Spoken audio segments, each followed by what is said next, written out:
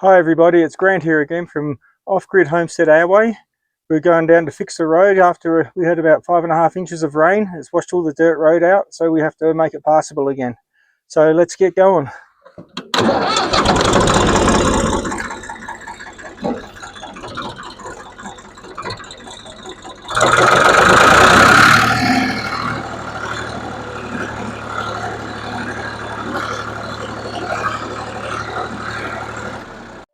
Okay, so we're at the site now where it's starting to get pretty muddy.